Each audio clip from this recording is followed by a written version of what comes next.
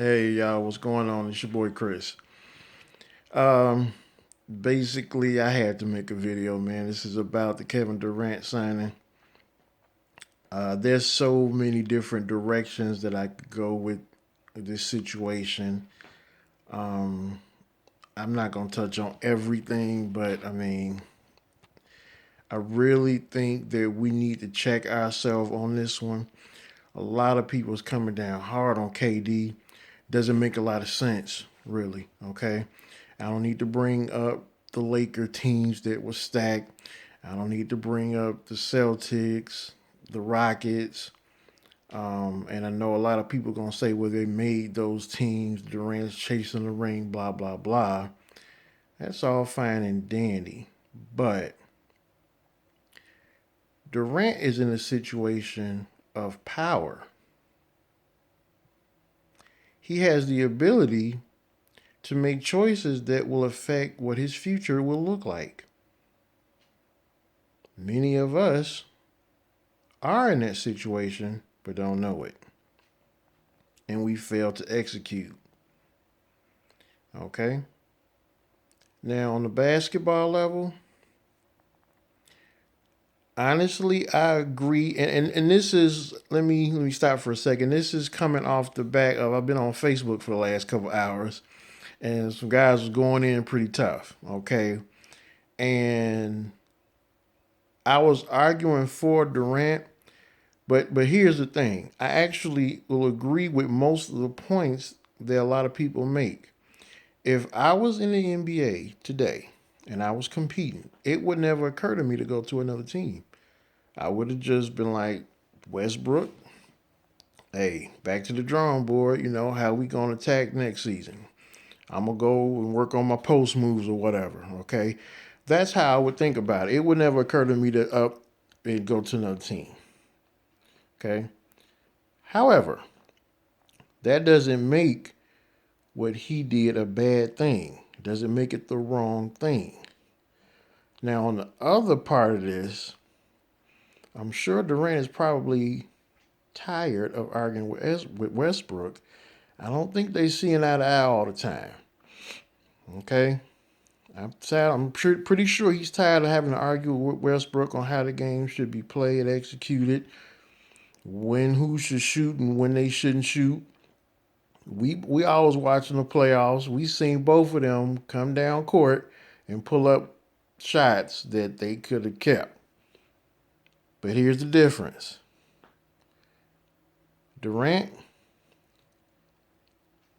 he come down, pull up something, probably miss or whatever in transition, didn't even try to move the ball or whatever. And he probably just keep doing it, living and die by the jumper. All right. He go to the hole every once in a while strong, but he really try to live and die by that jumper. All right. But he's a nice guy. He's a big, nice guy. Okay. Westbrook, on the other hand, I think he really is more dominant. Okay. But I think with that being said, he come down, pull up. You better not say nothing to him about it. Okay.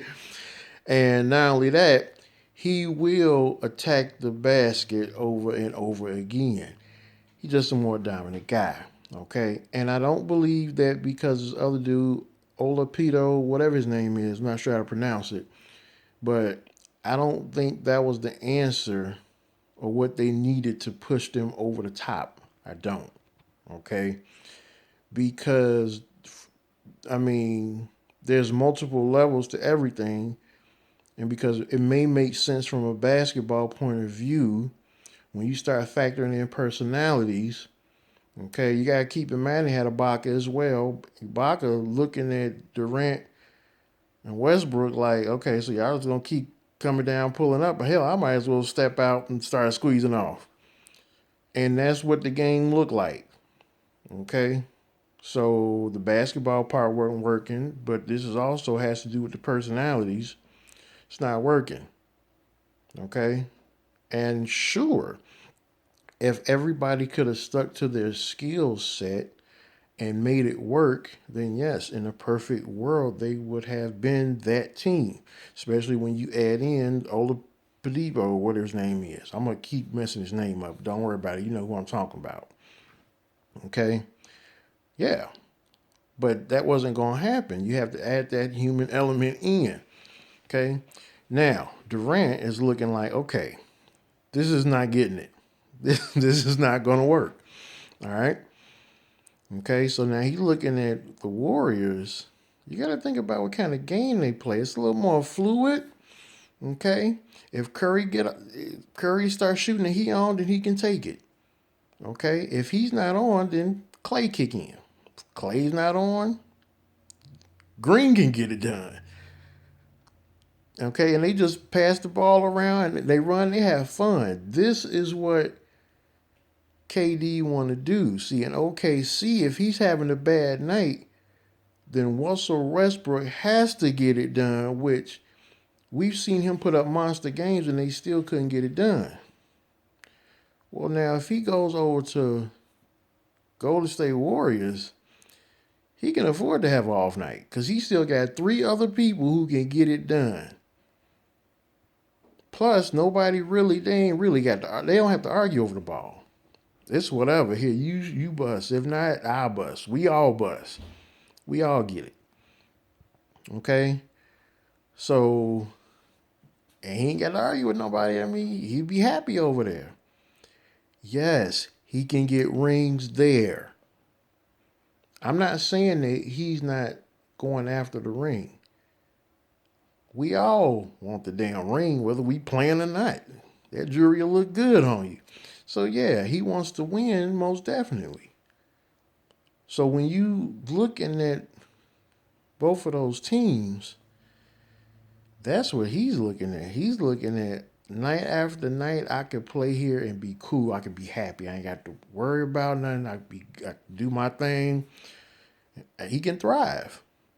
He really can. And he can have the whole nine there. I'm pretty sure that area that they live in, the players be in, offers a lot socially and everything. So everything comes together over there.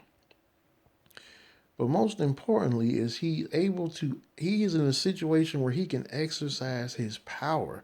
And he did that.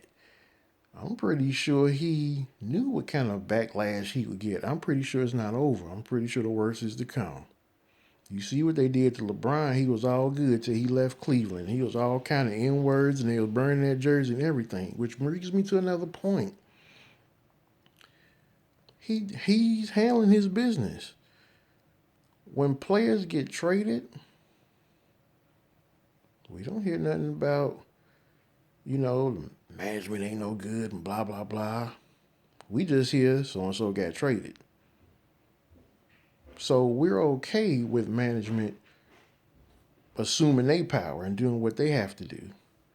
But then when the player steps up and start, because he's the one holding all the chips. He's the one that has a talent that can't be taken away.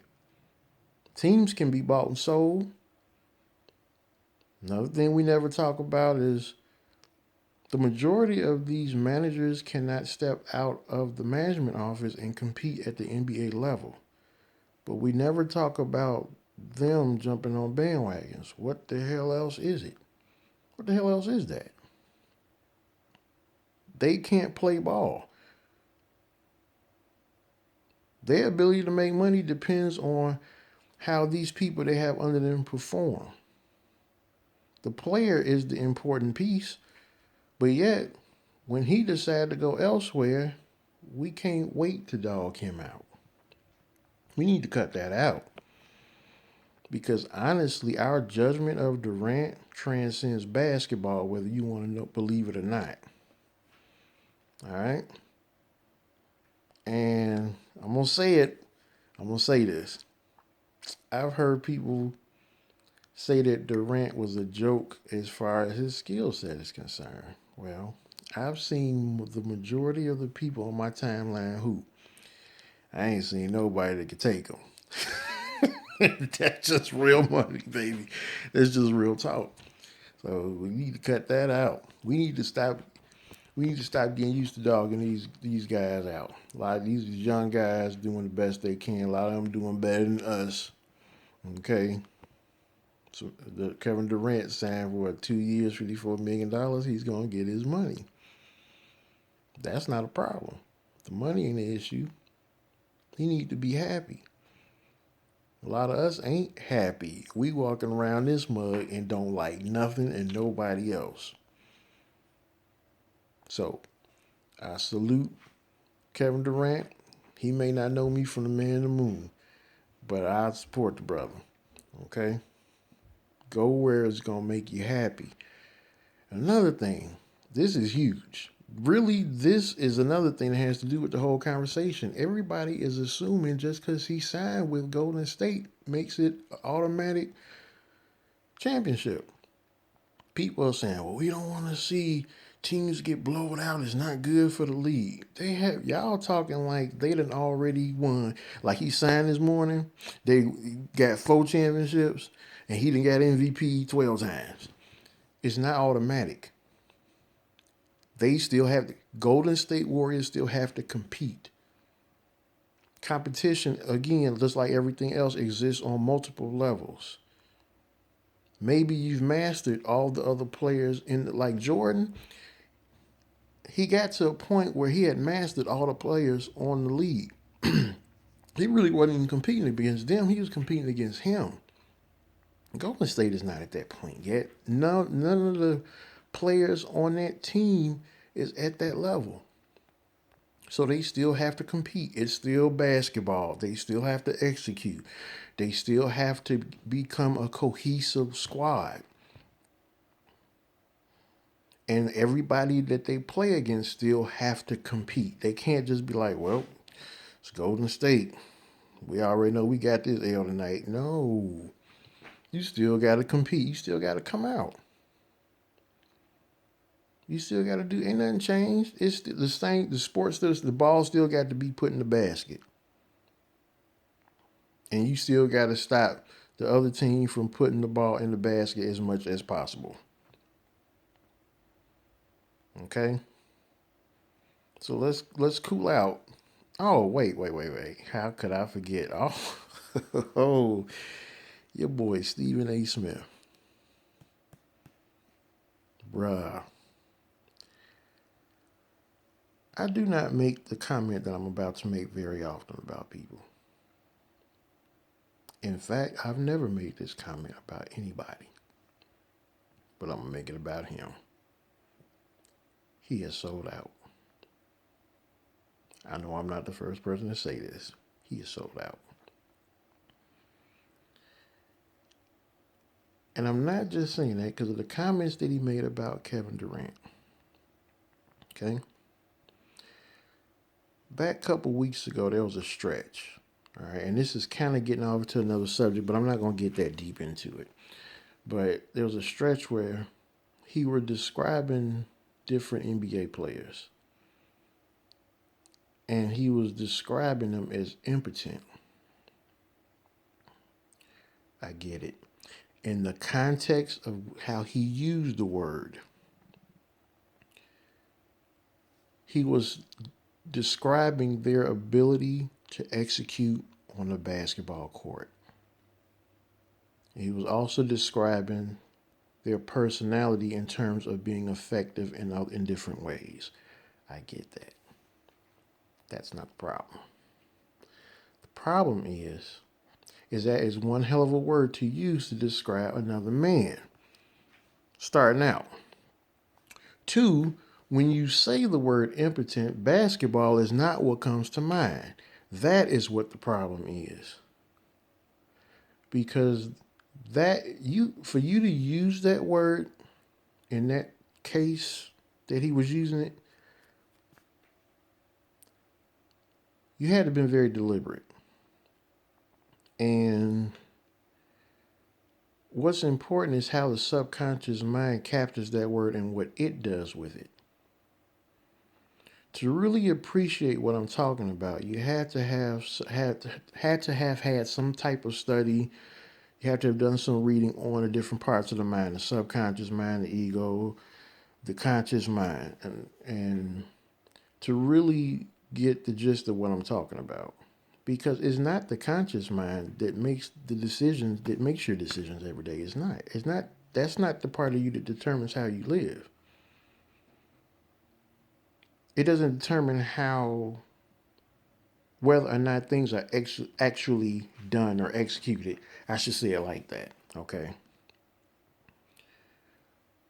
What we fail to realize is that how we treat other people and ourselves, it doesn't come with, because it doesn't have anything to do with what you talk about on a daily basis, what you think you believe. It comes down to what is in the subconscious mind, which is why most of us are scared to even deal with our neighbors and other people.